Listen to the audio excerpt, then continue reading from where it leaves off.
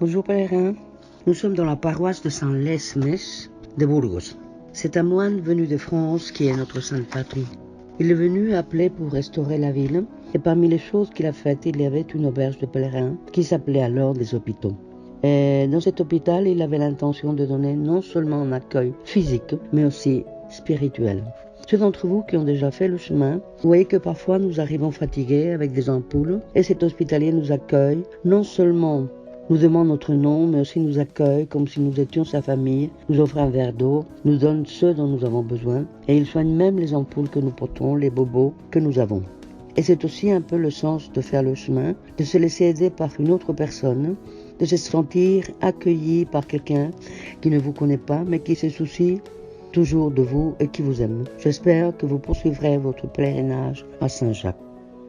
Je m'appelle Agoth, je suis d'Oñate, Guipuscoa, tout près du chemin basque intérieur.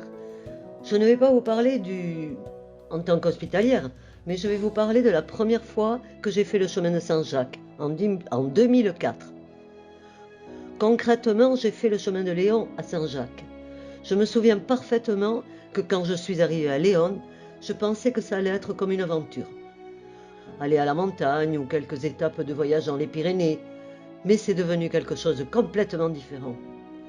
Quand je suis arrivée au monastère des Bénédictines de Léon, j'ai rencontré des hospitaliers bénévoles que je ne savais ni qu'ils existaient, ni ce qu'ils faisaient. Et j'ai été assez surprise que des gens qui avaient leur travail et leur famille puissent, en été, pour le simple amour de l'art, aller 15 jours comme hospitalier dans un refuge. Déjà, cela m'a assez choquée.